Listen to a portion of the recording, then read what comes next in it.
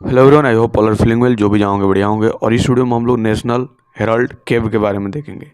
National Herald प्रकरण वर्तमान समय में दिसंबर में जारी एक मुकदमा है जिसे भारत के प्रसिद्ध राजनेता सुब्रमण्यम स्वामी ने सोनिया गांधी, राहुल गांधी एवं उनकी कंपनियों एवं उनसे संबंधित लोगों के विरुद्ध आरंभ किया। इस मामले में गांधी परिवार को एक बड़ा झटका तब लगा जब प्रवर्तन निदेशालय ने काफ़ी करोड़ों रुपए की संपत्ति को अस्थायी रूप से कुर्क कर दिया। ये संपत्तियां हरियाणा के पंचकुला में है। आरोप की बात करें तो सुब्रमण्यम स्वामी का आरोप है कि गांधी परिवार हेराल्ड की संपत्तियों का अवैध ढंग से उपयोग कर रहा है, जिसमें दिल्ली का हेराल्ड हाउस और अन्य संपत्तियां शामिल है। वही इस आरोप को लेकर 2012 में कोर्ट गए। कोर्ट ने लंबी सुनवाई के बाद 26 जून 2014 को दिल्ली की पटियाला हाउस कोर्ट ने सोनिया गांधी, राहुल गांधी के अलावा मोतीलाल वोरा, सुमन दुबे और सैम पित्रोदा को समन जारी कर पेश होने के लिए आदेश जारी किए।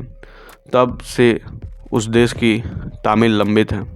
सुब्रमण्यम स्वामी ने कोर्ट में अर्जी दाखिल कर आरोप लगाया था कि सोनिया गांधी और राहुल गांधी ने कांग्रेस पार्टी से लोन लेने के नाम पर नेशनल हेराल्ड की 2000 करोड़ रुपए की संपत्ति जब्त कर ली।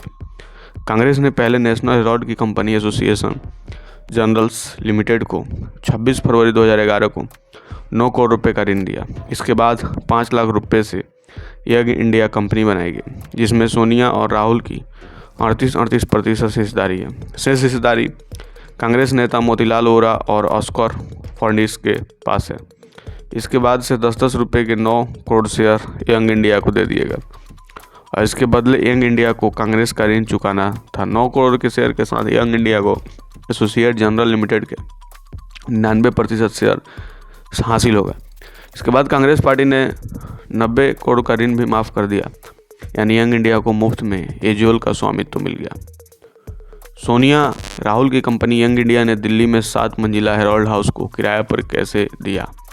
इसकी 2 मंजिला पासपोर्ट सेवा केंद्र को किराए पर दी गई, जिसका उद्घाटन तत्कालीन विदेश मंत्री SM कृष्णन ने किया था।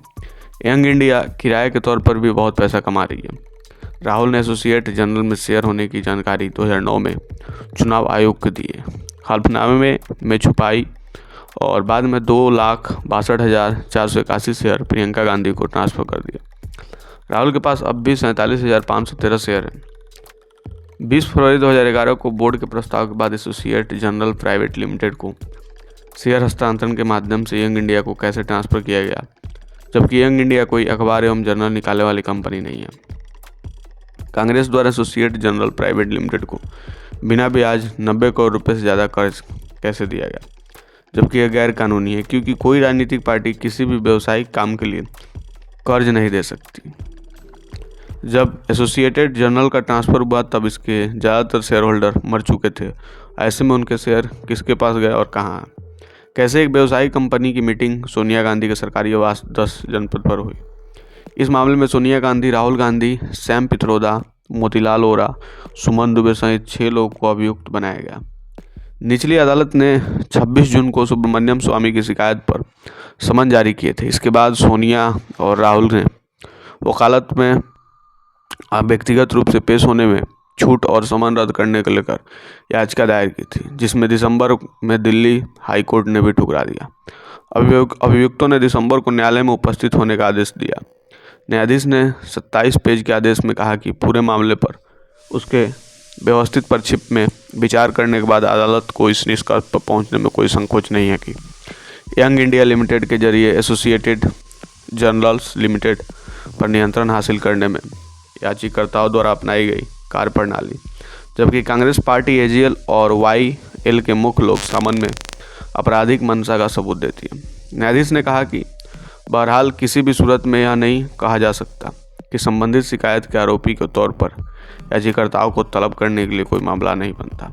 सच जानने के लिए याचिकाकर्ताओं के संदिग्ध आचरण और आरोप के चरण में उचित तरीके से जांच की जरूरत है। इसलिए इन आपराधिक कार्रवाइयों को इस शुरुआती चरण में निरस्त नहीं किया जा सकता।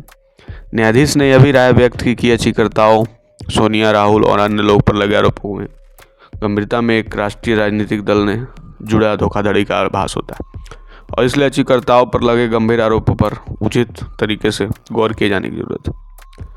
दिसंबर को सोनिया और राहुल सहित सभी अभियुक्त न्यायालय में हाजिर हुए। न्यायालय ने उन्हें जमानत पर छोड़ते हुए पुनः फरवरी में हाजिर होने को कहा है। दिल्ली उच्च न्यायालय के कड़े रुख के बाद नेशनल हेराल्ड के अन्य शेयरधारकों को आरोप लगाया कि उन्हें किसी भी बैठक मीटिंग के लिए कोई सूचना नहीं दी गई थी। शेयर को धोखाधड़ी करते हुए बिना उसकी अनुमति के ही यंग इंडिया का स्थानांतरित कर दिया। भारत के भूतपूर्व कानून मंत्री शांति भूषण भी उन लोगों में शामिल है जो व्यथित है। तो ये थी नेशनल हेराल्ड कैब से रिलेटेड थोड़ी सी इन्फॉर्मेशन। आई होप आपको बढ़िया लगा होगा। जल्दी मिलता है ऐसा ही कोई नया वीडियो लेकर, तब तक के लिए बाय बाय।